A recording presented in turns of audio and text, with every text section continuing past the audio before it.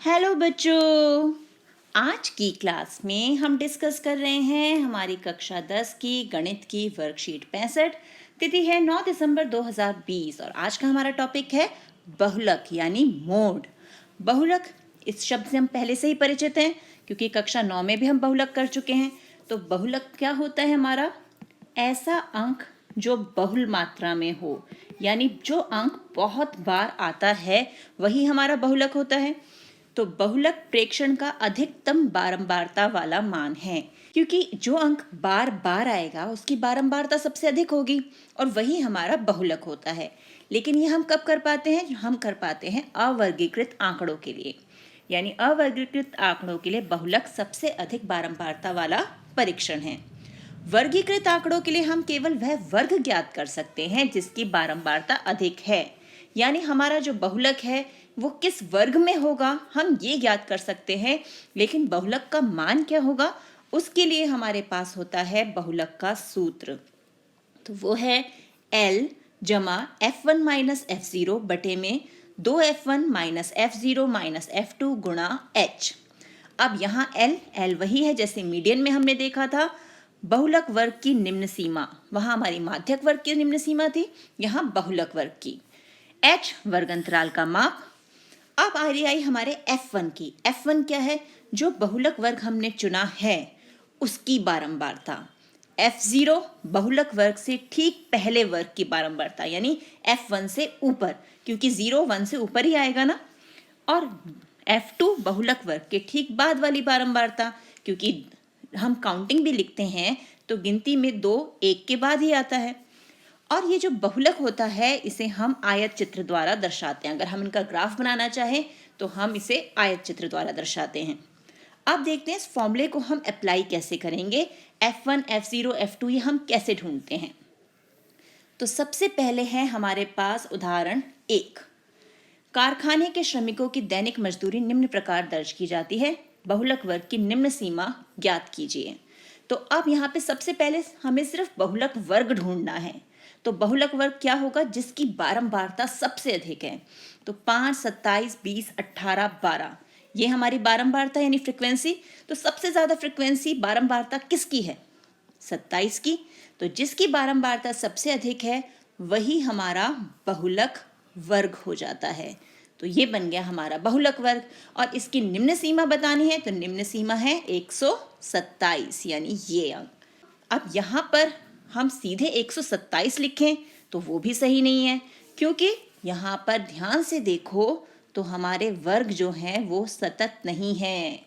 सतत होना चाहिए सबसे पहले वर्ग अंतराल, तो वो हमें आता है करना। क्या करते हैं? 0.5 हम यहाँ जोड़ देंगे और 0.5 जो है निचली सीमा से माइनस कर देंगे। तो अब हमारे पास क्या आ गया?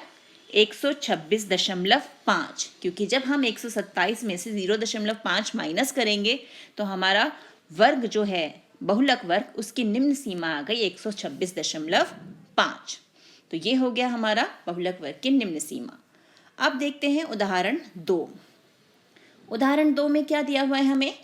निम्न तालिका एक इलाके में 25 घरों के किराने के खर्च को दर्शाती है। उपयुक्त विधि से किराने पर होने वाला बहुलक खर्च ज्ञात करें। तो अब हमारे पास ये हमारी तालिका है जहां दैनिक व्यय दिया हुआ है और घरों की संख्या। तो ये तो हो गया हमारा क्लास इंटरवल यानी वर्ग अंतराल, और संख्या यानी हमारी फ्रीक्वेंसी बारंबारता। तो सबसे पहले काम बहुलक वर्ग ढूंढना है। तो सबसे ज्यादा बारंबारता है 12। तो बहुलक वर्ग कौन सा हो गया हमारा? ये है हमारा बहुलक वर्ग, जिसका वर्ग अंतराल क्या है? 200 से 250। तो अब यहां से हम देखें तो L हो गया हमारा 200। जिस वर्ग अंतराल को हम चुनते हैं, यानी जो हमारा बहुलक वर्ग होता है, वो हो गया F1, यानी उसकी बारंबारता हो गई F1। उससे पहले वाला जो होगा वो होगा F0 और बाद वाला होगा F2। सीधे सीधे गिनती का हिसाब रखना है कि जो हमने चुना वो फर्स्ट आ गया है, वो 1 हो गया। उससे पहले जो होगा वो 0 होगा, क्योंकि गिनती में 1 से पहले 0 आता है, और 1 के बाद 2 यानी 2 हो गया। तो अब हमारे पास L भी है, F1 भी है, F0 भी है, F2 भी है, और H हम कैसे निकालेंगे? H मिलेगा 250 माइनस 200, यानी ऊपरी सीमा माइनस निम्नतम सीमा। बस ये मिलते ही हमें फॉर्मूले में वैल्यूज पुट करनी है और उसे हल करेंगे तो उत्तर आ गया 220 रुपये 59 पैसे। हो गया ये हल। अब देखते हैं उदाहरण 3। उदाहरण 3 में क्या है, निम्न बारंबारता बंटन का बहुलक ज्ञात कीजिए। दोबारा हमें एक बार वर्ग अंतराल यानी क्लास इंटरवल दिया हुआ है, ये हमारी फ्रीक्वेंसी बारंबारता। तो सबसे पहला काम, सबसे बड़ी बारंबारता ढूंढते हैं, तो वो है हमारी 50। तो बहुलक वर्ग कौन सा हो गया, ये हो गया हमारा बहुलक वर्ग। बहुलक वर्ग मिल गया तो यहाँ हमारे पास L क्या हो गया 35, ये L हो गया। H हमें कैसे मिलेगा 40 माइनस 35 करके, यानी H आ गया 5। F1 जो हमने चुन लिया वो F1, पहले वाला F0, बाद वाला F2। तो ये मान भी हमारे पास आ गए और जैसे ही मिले हमने सूत्र में रख दिया, हल किया, उत्तर आ गया 38.33। है ना, बहुत आसान। बस हमें क्या करना है, सबसे अधिक बारंबारता वाले वर्ग को देखना है, वो बहुलक वर्ग हो जाएगा और फिर L, H, F1, F0, F2 सारे ढूंढ लेने हैं। ठीक है, अब चलते हैं आगे। आगे क्या है हमारे पास, इनका उत्तर दीजिए, यानी अब हमें प्रश्न हल करने हैं। तो सबसे पहला क्या है, वर्गीकृत आंकड़ों का बहुलक ज्ञात करने का सूत्र, यानी जो सूत्र आज हमने सीखा है वो क्या है हमारा बहुलक ज्ञात करने का सूत्र, जल्दी से बताओ। वो है L जमा ब्रैकेट में F1 माइनस F0 बटे में क्या है हमारा 2F1 minus F0 minus F2 गुणा में H। तो ये है हमारा बहुलक ज्ञात करने का सूत्र, और किसके लिए, वर्गीकृत आंकड़ों के लिए। अगला प्रश्न क्या है, किसी बारंबारता सारणी का बहुलक आलेख पर किसके द्वारा प्राप्त होता है। अगर हम बहुलक को ग्राफ पे दर्शाना चाहे तो किससे मिलेगा, वो हमें आयत चित्र से। तो यहाँ उत्तर आ गया हमारा आयत चित्र। अब है प्रश्न 3, निम्न बारंबारता बंटन सारणी का बहुलक ज्ञात कीजिए। तो ये रहे हमारे वर्ग अंतराल और ये रही बारंबारता। तो करें प्रश्न हल। तो अब है हमारे पास हमारा आंसर 3 यानी हल 3। तो ये है हमारे क्लास इंटरवल और ये है बारंबारता यानी फ्रीक्वेंसी। तो सबसे पहले सबसे अधिक बारंबारता ढूंढे, कहाँ है हमारा सबसे अधिक अंक, हमारा सबसे अधिक अंक है 18, यानी ये सबसे अधिक बारंबारता है। तो यही हमारा हो गया क्या, बहुलक वर्ग। तो बहुलक वर्ग हमारा क्या आ गया 10 से 15।